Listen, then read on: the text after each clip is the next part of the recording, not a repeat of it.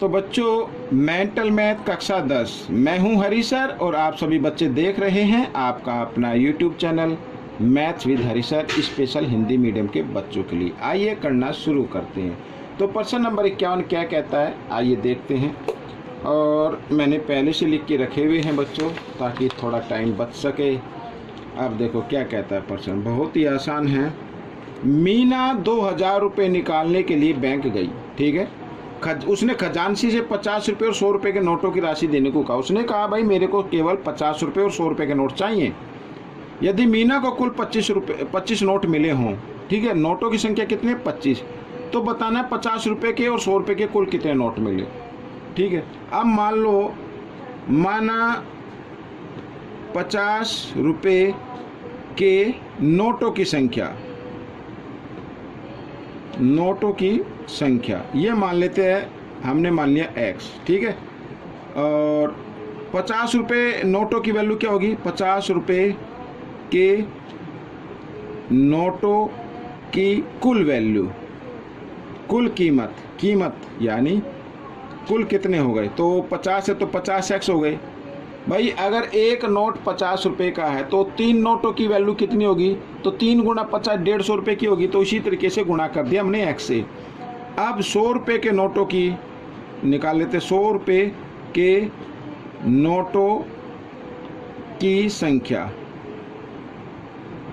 ठीक है, ये मान लो y। और 100 रुपये के नोटों की कुल कीमत क्या होगी, ये भी मान लेते हैं, तो 100y हो गई बच्चों। अब प्रश्नानुसार कहता है भाई 50 रुपये के नोट हैं x और 100 रुपये के नोट है y, और कुल नोट कितने मिले, उसे 25 मिले। यानी कि 50 रुपये के नोट जमा 100 रुपये के नोटों का कुल संख्या है 25, ठीक है।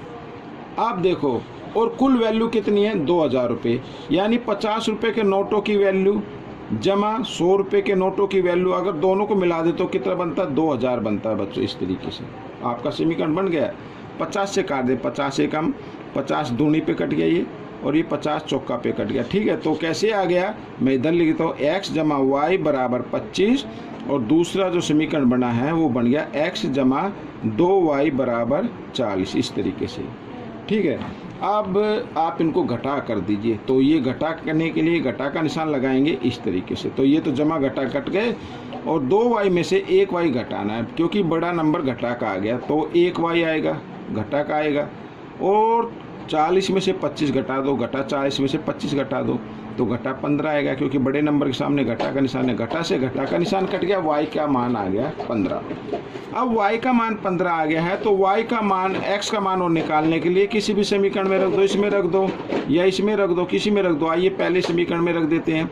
तो x जमा y की जगह y का मान और बराबर 25, इस तरीके से। तो x बराबर 25, 15 जमा का है, और इधर दाएं तरफ आकर ये घटा का हो जाएगा। तो 25 में से 15 घटा देंगे तो 10 आ गया बच्चों, ठीक है। अब x क्या था, 50 रुपये के नोट, तो 50 रुपये के नोटों की संख्या तो है, यहाँ पर लिख देता हूँ 50 रुपये के नोटों की संख्या क्या कितनी है, 10, ठीक है। और 100 रुपये के नोटों की संख्या कितनी है, 15। तो बच्चों ये आपका आंसर आ गया, ठीक है। आइए करते हैं प्रश्न नंबर 52। तो प्रश्न नंबर 52 क्या कहता है, एक त्रिभुज के कोणों की माप x, y और 40 डिग्री है। त्रिभुज के 3 कोण होते हैं, तो पहला कोण, दूसरा कोण और तीसरा कोण, ठीक है। और x और y के बीच का अंतर कितना है, 30। तो x और y का मान बताना है। बच्चों हमें मालूम है कि तीनों कोणों का योग जो दिए हुए हैं, इन तीनों कोणों का योग कितना होता है, 180 डिग्री होता है, ठीक है। या फिर हम इसको इधर कर लेते हैं, x जमा y बराबर 180, और 40 को लेके आओ बराबर के निशान से, इधर तो हो जाएगा घटा में, ठीक है, इस तरीके से। तो आ गया कितना, 140 आ गया बच्चों, ठीक है। 180 में से 40 घटाया, 140 आ गया। तो x जमा y बराबर 140। अच्छा आगे कहा है x और y के बीच का अंतर 30 है, यानी x घटा y बराबर कितना है, 30 है। और हमारा एक समीकरण ये बन गया, और एक ये बन गया जो ऊपर बना है, इसको हम इधर रख लेते हैं 140। तो अब देखो ये तो पहले निशान बदले, घटा जमा, ये तो कट गए, 1x और 1x कितना आ गया, 2x आ गया बराबर, और 170 बन गया इधर। ठीक है, अब x का मान निकाल लीजिए, 2 से इधर, 2 एकम 2, 2 अट्ठे 16, ठीक है, और 1 2 पंजे 10, तो x का मान आ गया कितना, 85 डिग्री आ गया। तो x का मान तो 85 डिग्री आ गया। अब y का मान और निकालना है।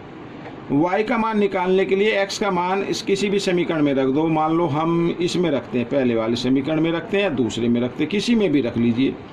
ठीक है, तो अब देखो मान लो इसमें रखते हैं, तो x जमा x की जगह x का मान रख दो, x की जगह x का मान 85 जमा y बराबर 140, इस तरीके से। तो 85 जमा में इधर आकर घटा में हो जाएगा, सभी को मालूम है, तो घटा 85 इस तरीके से। तो 10 में से 5 गए 5, ठीक है, और इधर रह गया 13, 13 में से 8 गए 5, 55 डिग्री आ गया। तो एक तो आ गया बच्चों 85 डिग्री का, यानी x का मान तो आ गया 85 डिग्री, और y का मान आ गया बच्चों 55 डिग्री। ठीक है, ये आ गया, ये डिग्री का साइन इधर लगा लेता हूँ, तो ये आपका आंसर निकल गया।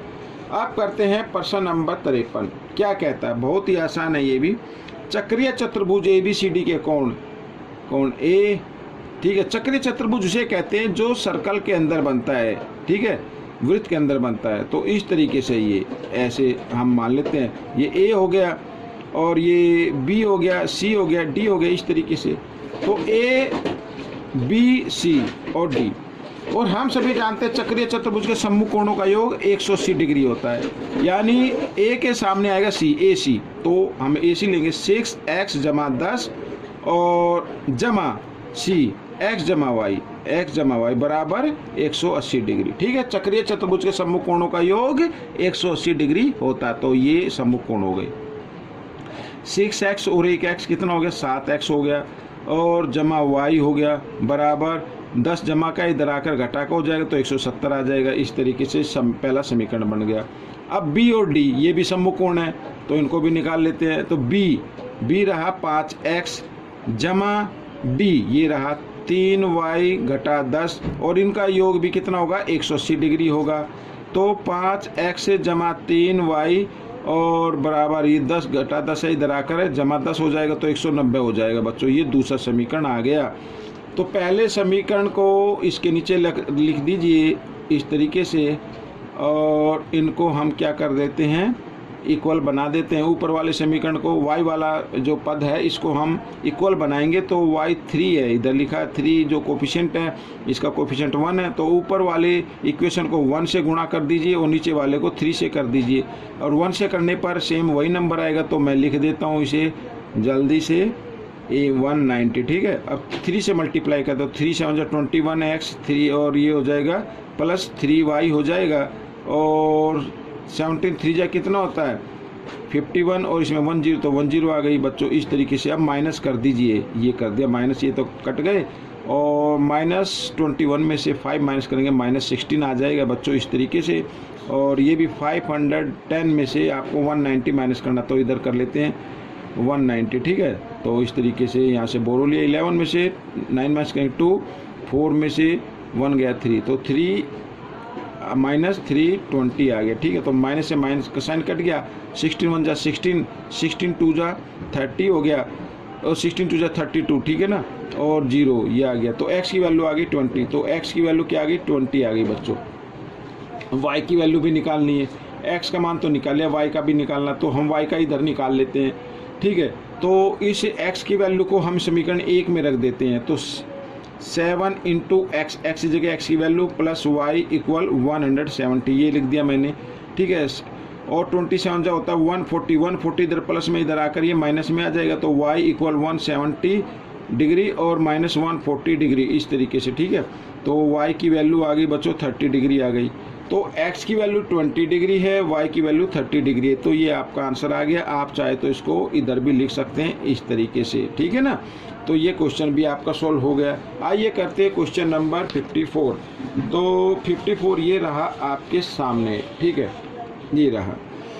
अब देखो रेखाओं x की रेखा दी हुई है, x का मतलब पॉइंट दिया हुआ है और y का दिया हुआ है कि आलेख और निर्देशांक अक्षों की अक्षों से बनी आकृति के शीर्षों के निर्देशांक ज्ञात कीजिए।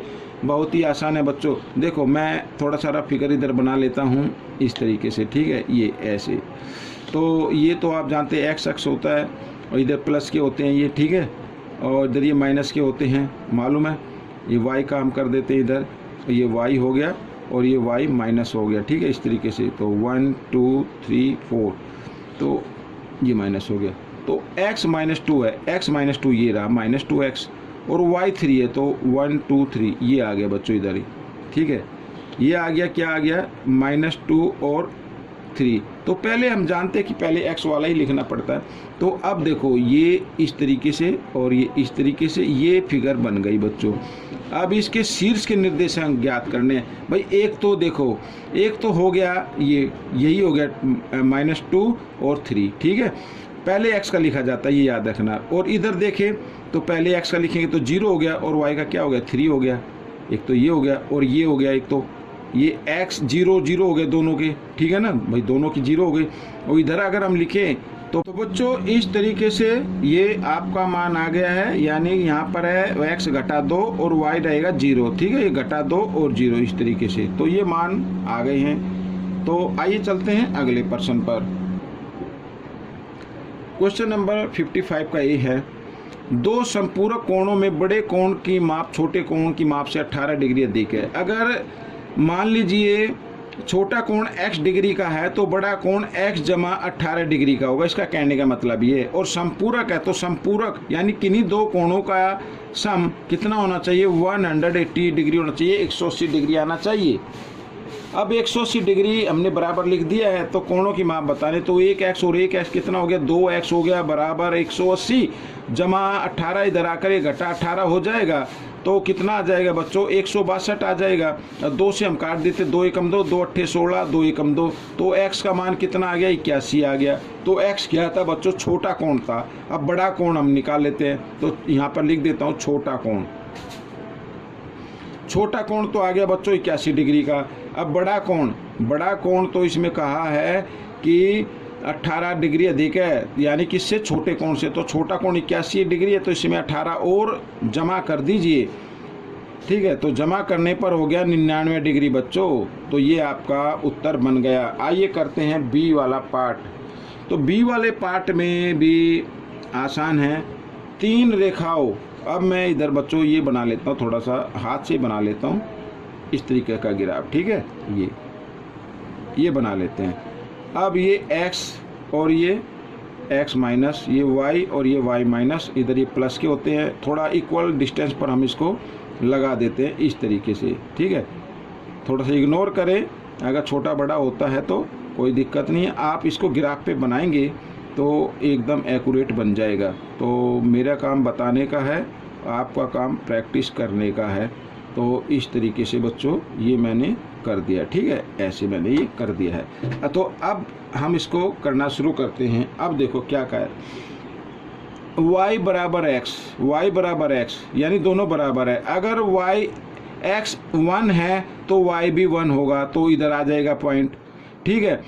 फिर लिखा है अगर y 2 है या y 3 है तो x 3 है तो y भी क्या होगा, 3 होगा, यानी दोनों बराबर हैं, ठीक है। अगर 1 2 3 4 5, अगर x 5 है तो y भी क्या होगा, 5 होगा, 1 2 3 4 5 इस तरीके से। तो यहाँ पर आ जाएगा, ठीक है, ऐसे आ जाए। तो ये एक लाइन ड्रॉ हो गई। अगर हमने इसको मिलाया तो ये एक लाइन बन गई, एक रेखा बन गई, ठीक है। 3 रेखा दी हुई तो उनमें से एक रेखा आ गई है। दूसरा दिया हुआ है x बराबर a, ठीक है, x बराबर a। मान लीजिए मैं ये इतनी डिस्टेंस पर ले लेता हूँ, यानी 2 1 2 3 पर लिख लेता हूँ a, और इधर लिख लेता हूँ ये b लिख लेता हूँ, ठीक है, इधर ये b इस तरीके से। तो इधर भी ये a लिख लेते हैं, और इधर ये 2 के बाद यानी 2 छोड़कर था ना, 1 और 2 छोड़कर ये a हो गया और ये हो गया b इस तरीके से, ठीक है। यहाँ पर अब देखो क्या लिखा, x बराबर a ये रहा। अगर x बराबर a है तो इसका मतलब ये y के समांतर आएगी। किसके समांतर आएगी, y के समांतर आएगी इस तरीके से, ठीक है, ये आ गई, ठीक है, ये y के समांतर आ गई। अब y बराबर b है, तो y बराबर b है, तो ये किसके समांतर होगी, ये x के समांतर होगी। y का अगर दिया हुआ तो ये आ गया बच्चों इस तरीके से, ऐसे। अब लिखा है इन तीन रेखाओं से बने त्रिभुज का क्षेत्रफल ज्ञात करना। ये रहा बच्चों, ये तीन रेखाओं से ये बना है ये त्रिभुज, इसका क्षेत्रफल ज्ञात करना है।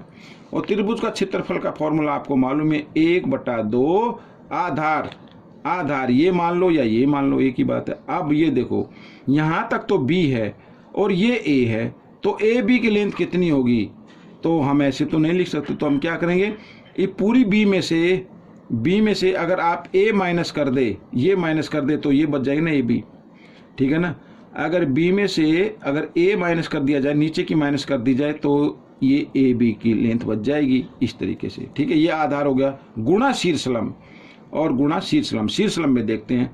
अब फिर इसमें वही है, यहाँ से यहाँ तक की ज्ञात करनी है, तो इसमें भी क्या करना पड़ेगा, ये b में से ये माइनस कर दो a तक, ठीक है, तो ये माइनस कर दी मैंने, ठीक है। ये आ गया आपका आंसर आ गया। तो 1/2, अब दोनों ब्रैकेट में एक जैसे नंबर है तो हम इसको लिख सकते हैं b/a², ठीक है। अब आप चाहे तो एक तरीके से और लिख सकते हैं। अब a घटा का है, अगर आपको a जमा का बनाना तो b घटा का बनाना पड़ेगा, इस तरीके से भी लिख सकते हैं। तो बच्चों ये आंसर भी ठीक है और ये आंसर भी ठीक है, दोनों ही आंसर ठीक है। तो बच्चों ये वीडियो कंप्लीट हो गई है। आपको ये वीडियो कैसी लगी मुझे जरूर बताना और इसमें से देखकर दूसरों को जरूर सिखाना है। मिलेंगे अगले भाग में, तब तक के लिए धन्यवाद।